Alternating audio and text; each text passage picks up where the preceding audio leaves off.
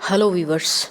तो आज की ये कहानी एक ऐसी कहानी है जिसे सुनने के बाद शायद आपको भी विश्वास नहीं होगा कि क्या वाकई में ये कहानी सच्ची है या फिर नहीं, लेकिन ये कहानी एकदम सच है। तो चलिए शुरू से शुरू करते हैं। ये कहानी शुरू होती है दो भाइयों से, बड़ा भाई रेजिनाल्ड कार और छोटा भाई जोनाथन कार। इन दोनों का जन्म डॉज सिटी में हुआ था। इनके घर का माहौल कुछ ठीक नहीं था। इनके माँ बाप में अक्सर लड़ाई झगड़े हुआ करते थे। कई बार तो बात हाथापाई तक पहुँच जाती थी। सिर्फ इतना ही नहीं, यहाँ तक कि इनके पिता इनका यौन शोषण भी किया करते थे। और सिर्फ इनके पिता ही नहीं, बल्कि इनकी माँ के अलग अलग बॉयफ्रेंड्स ने भी अलग अलग समय पर इनका यौन शोषण किया। और उस वक्त इन मासूम बच्चों की उम्र मात्र 5 या 6 साल रही होगी। और इन बेचारे बच्चों के पास कोई ऐसा शख्स भी नहीं था जिसे जाकर ये अपना दुख बता सके। खैर, इसी तरह ये सब कुछ चलता रहा और आखिरकार इनके माँ बाप का डाइवोर्स हो गया। डाइवोर्स होने के बाद इनके पिता अलग रहने के लिए चले गए और इनकी माँ ने एक और शादी कर ली। लेकिन उसकी ये शादी भी कुछ खास सफल नहीं रही। यहाँ भी उनके हर रोज़ झगड़े हुआ करते थे और उनका झगड़ा एक बार तो इतना ज़्यादा बढ़ गया था कि उनके इस नए पिता ने उनकी माँ के सर पर बंदूक तक तान दी थी। उनके घर में होते इन झगड़ों की वजह से उन्हें ज़्यादातर अपनी नानी के पास ही रहना पड़ता था। लेकिन उनकी नानी भी कुछ खास अच्छी औरत नहीं थी। वो भी मामूली सी बातों पर भड़क जाना तो उसकी आदत थी। और इन दो मासूम बच्चों को इतनी छोटी सी उम्र में ही बहुत कुछ सहना पड़ गया। खैर, अब एक तो इन बच्चों ने इतनी छोटी सी ही उम्र में इतना कुछ सहा था और ऊपर से इनके जीवन में कोई ऐसा शख्स भी नहीं था जो इन्हें सही रास्ता दिखा सके, जो इन्हें बता सके कि ज़िंदगी में क्या करना सही होता है और क्या गलत होता है। तो इसीलिए जब ये दोनों बड़े हुए और स्कूल जाने लगे तो बड़ा भाई रेजिनाल्ड जो था वो बहुत ही गुस्सैल किस्म का इंसान बन गया और अक्सर स्कूल की लड़ाइयों में उसका नाम आने लगा। यहाँ तक कि वो 15-16 साल की उम्र में ही ड्रग्स तक लेने लगा था। लेकिन एक बात थी कि वो अपने छोटे भाई से बहुत ज़्यादा प्यार करता था, क्योंकि एक वही था जो उसे अच्छे से समझता था। दूसरी ओर जोनाथन पर इन सब चीज़ों का इतना ज़्यादा बुरा असर पड़ा कि उसने 16 साल की उम्र में सुसाइड तक करने का ट्राई किया, लेकिन किस्मत से उसकी जान बच गई। खैर, इसी तरह से ये सब चलता रहा। लेकिन धीरे धीरे ये छोटी मोटी लड़ाइयाँ बड़ी होती गई और ये दोनों भाई मामूली स्कूल स्टूडेंट्स से क्रिमिनल्स बन गए। छोटी मोटी चोरियाँ करना, रॉबरीज करना, किसी को डरा धमका देना, गन पॉइंट पे किसी को लूट लेना, ये सब चीज़ें इनके लिए आम हो गई थी। लेकिन डॉज सिटी में ये सब करते करते इन्हें लगा कि कुछ बदलाव आना चाहिए। ये सब करते करते ये लोग बोर हो चुके थे। ये कुछ बड़ा करना चाहते थे। इसीलिए ये लोग डॉज सिटी छोड़कर विचिता आ जाते हैं। और एक रात जब एक कार में एक आदमी कहीं जा रहा था तो ये लोग उसकी गाड़ी के सामने आ जाते हैं और गन पॉइंट पर उसे गाड़ी से बाहर निकाल लेते हैं और उसके पास जितना भी पैसा था वो सब लूट कर उसे वहीं छोड़कर वहाँ से भाग जाते हैं। ये आदमी था 23 साल का एंड्रयू। और इसके बाद एंड्रयू ने पुलिस में रिपोर्ट भी लिखाई इसके बारे में। लेकिन पुलिस ने ज़्यादा छानबीन नहीं की। उन्हें लगा कि शायद ये कोई छोटी मोटी चोरी का मामला होगा और ये सोचकर उन्होंने इस केस को यूं ही छोड़ दिया। और इस घटना के ठीक 3 दिन बाद 8 दिसंबर को एक और घटना होती है, जिसके बाद पुलिस थोड़ी सख्ते में आ जाती है। तो हुआ यूँ था कि ये दोपहर के तकरीबन 3-4 बजे का वक्त था। एक औरत जिसका नाम के एना वेलेंटा था, जो कि एक लाइब्रेरियन थी, वो अपने काम से अपने घर आ रही थी। वो अपने घर के ठीक सामने अपनी गाड़ी को पार्क कर रही थी कि तभी इन दोनों भाइयों में से एक उसके पास आता है कि विंडो नीचे करने के लिए कहता है। और जैसे ही वो कार की विंडो को नीचे करती है, ये उस पर बंदूक तान देता है। अब एना ये देखकर घबरा जाती है और वो जल्दी से अपनी गाड़ी वहाँ से निकालने की सोचती है। लेकिन ये देखते ही वो आदमी उस पर तोड़ फायरिंग शुरू कर देता है।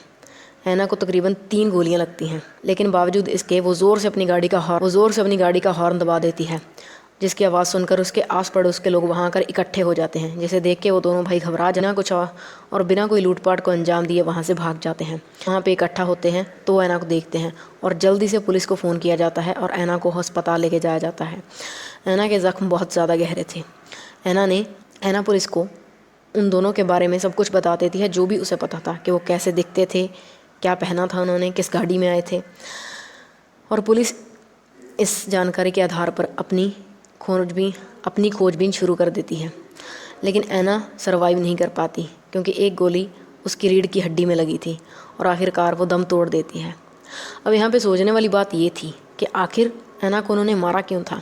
अब कुछ लोग कहते हैं कि वो मामूली लूटपाट के इरादे से ही आए थे, जैसे कि उन्होंने एंड्रयू के साथ किया था, लेकिन कुछ लोगों का ये कहना है कि ऐसा नहीं था, क्योंकि वो ज़्यादातर लूटपाट रात के अंधेरे में किया करते थे। लेकिन उस दिन वो ऐना के पास इसलिए आए क्योंकि वो एक्सपीरियंस करना चाहते थे कि किसी को मारना कैसा होता है, किसी को मारने पर कैसा महसूस होता है।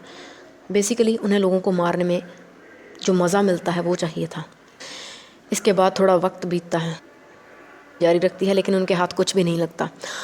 और इसके बाद आता है 14 दिसंबर का वो दिन, जब ये लोग अपनी ज़िंदगी की सबसे बड़ी और भयानक घटना को अंजाम देने वाले थे। तो 14 दिसंबर को बिरचूट ड्राइव इलाके में एक घर था। उस घर में 4 लोग रहा करते थे। उस घर में 4 दोस्त रहा करते थे। वो 4 दोस्त अलग अलग काम किया करते थे, लेकिन वो लोग एक ही घर किराए पर एक साथ रहते थे। और उस दिन उनमें से एक, इन चारों के नाम थे जेसन, ब्रैड, हीदर और एरन। और इत्तेफाक से उस दिन जेसन की गर्लफ्रेंड भी अपने कुत्ते को लेके वहाँ पे आई हुई थी, और इनके अलावा उनकी एक और दोस्त भी वहाँ पर मौजूद थी। अब इन लोगों का प्लान था कि ये लोग उस दिन साथ में टाइम स्पेंड करेंगे, और ऐसा ही होता भी है। ये लोग शाम को अच्छे से ही टाइम स्पेंड करने के बाद रात को अपने अपने कमरों में सोने के लिए चले जाते हैं। लेकिन रात के तकरीबन 12-1 बजे जेसन और उसकी गर्लफ्रेंड को किसी के धीरे धीरे बोलने की आवाज़ आती है। वो लोग थोड़े चौकन्ना हो जाते हैं, लेकिन अब क्या किया जाए। ये दोनों ये सब सोच ही रहे थे कि तभी अचानक कमरे का दरवाज़ा खुल जाता है, और वो देखते हैं कि उनके सामने 2 आदमी खड़े थे। वो 2 आदमी उनको बालों से पकड़कर घसीटते हुए घर के कोने में ले जाते हैं, जहाँ पर उनके बाकी के भी दोस्त मौजूद थे। उनको देखकर जेसन की गर्लफ्रेंड का वो जो कुत्ता था वो ज़ोर ज़ोर से भौंकने लगता है, और ये देखकर उन्हें बहुत गुस्सा आता है। तो वो कहते हैं कि या तो कोई इस कुत्ते को चुप करवा दो, वरना हम इसे गोली मार देंगे। दोस्तों को ये तो समझ आ गया था कि ये लोग कुछ भी कर सकते हैं और उनकी जान भी ले सकते हैं, इसीलिए वो लोग सहम कर वहीं बैठ जाते हैं, और जैसा भी उन्हें करने के लिए बोला जाता है वो वही सब करते हैं।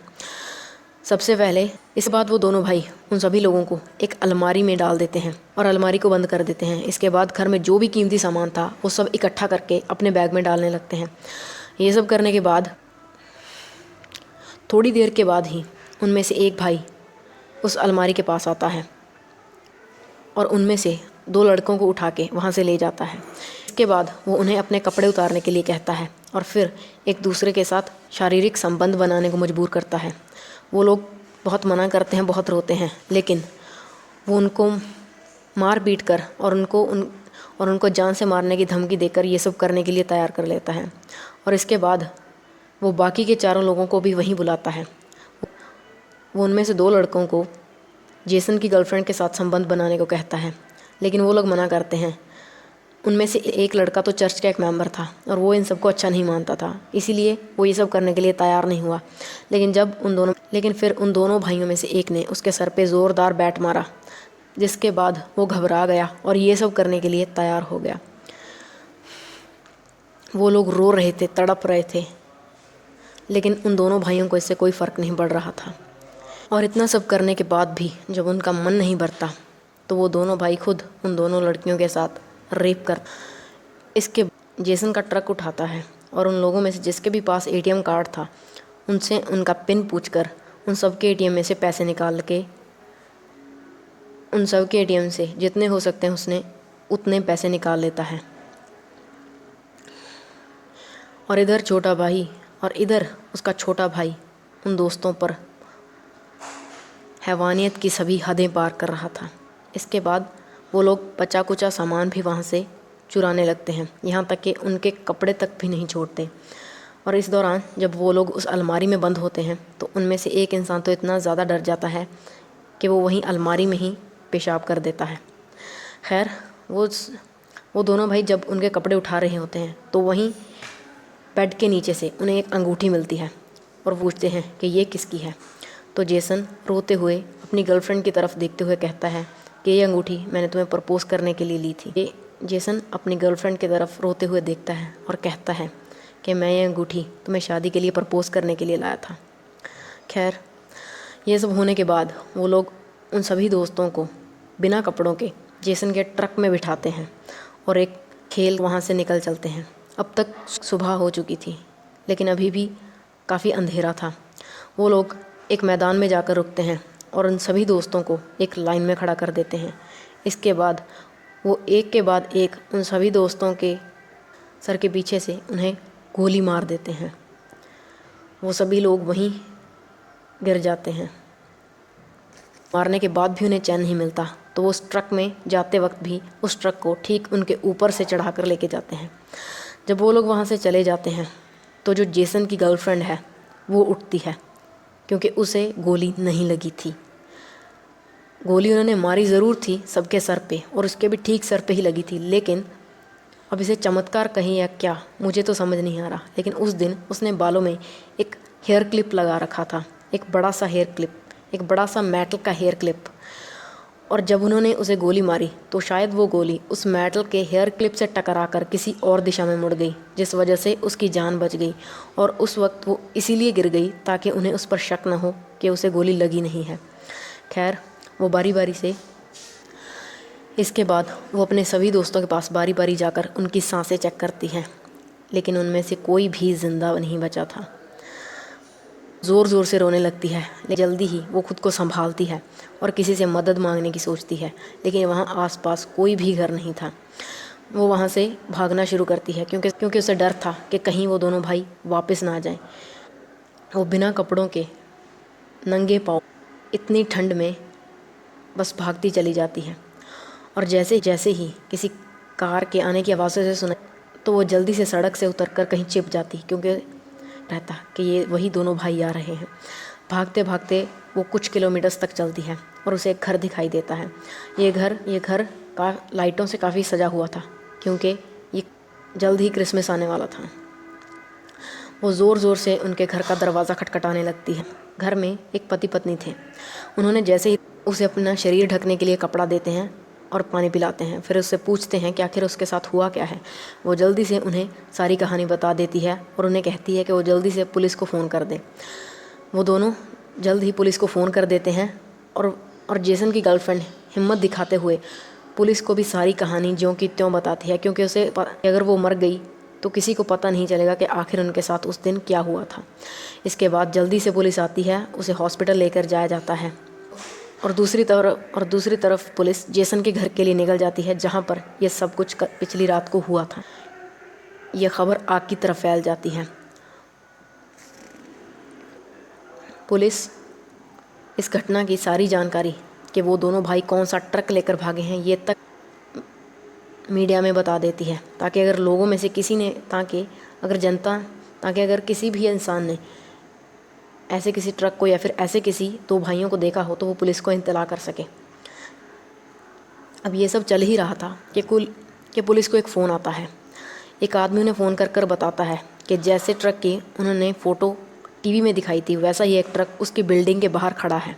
फ़ौरन वहाँ पहुँचती है और वहीं उस बिल्डिंग में ही एक घर में से वो रेजिनाल्ड को गिरफ़्तार कर लेती है। और दूसरी तरफ जोनाथन अपनी गर्लफ्रेंड के घर पर रुका हुआ था। सुबह सुबह जब उसकी गर्लफ्रेंड की माँ उनके घर पे आती है तो वो देखती है कि जोनाथन उनके सोफ़े पर पड़ा हुआ था। उसके कपड़ों को देखकर उसे याद आता है कि टीवी में भी ऐसे ही कपड़ों वाले किसी आदमी की पुलिस को खोज है, ऐसा बताया जा रहा था। तो वो बिना समय गंवाए पुलिस को फ़ोन कर देती है। तो जोनाथन वहाँ से भाग निकलता है, लेकिन थोड़ी ही दूर जाने के बाद पुलिस उसे काबू कर लेती है। अब दोनों भाई पुलिस की हिरासत में आ जाते, उनके पास से उस घर से चुराया हुआ सारा सामान, यहाँ तक कि उन सभी दोस्तों के कपड़े तक बरामद हो जाते हैं और शादी की वो अंगूठी भी।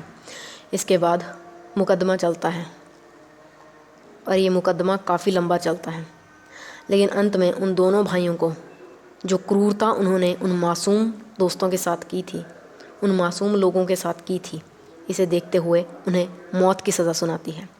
इसके बाद वो हायर कोर्ट्स में इन चीज़ों की अपील करते हैं, लेकिन हायर कोर्ट्स भी उनकी मौत की सज़ा को बरकरार रखते हैं। अब जिस दौरान ये मुकदमा चल रहा था उसी दौरान जो जेसन की गर्लफ्रेंड थी उसे इसी केस को हैंडल करने वाले एक डिटेक्टिव से प्यार हो जाता है और आखिरकार वो शादी कर लेते हैं। रेजिनाल्ड और जोनाथन कार को फांसी की सज़ा तो हो गई थी, लेकिन अभी तक इन्हें फांसी दी नहीं गई है और ये लोग अभी भी जिंदा हैं और जेल में हैं। तो ये थी कहानी उन दो दरिंदे भाइयों की, जिन्होंने बचपन में सहा तो बहुत कुछ था, लेकिन वो लोग एक अच्छे इंसान भी बन सकते थे, लेकिन बजाय इसके उन्होंने भी अपनी माँ बाप के तरह ही जानवर बनना बेहतर समझा और ना जाने कितने ही मासूम लोगों की जान ली। तो खैर, ये थी आज की कहानी, जैसे कि द विचिता हॉरर या फिर विचिता मास्कर के नाम से भी जाना जाता है। उम्मीद है आपको ये कहानी पसंद आई होगी। अगर आपको ये कहानी पसंद आई तो हमारे चैनल की पिछली वीडियोस ज़रूर चेक कीजिएगा। फिर मिलेंगे।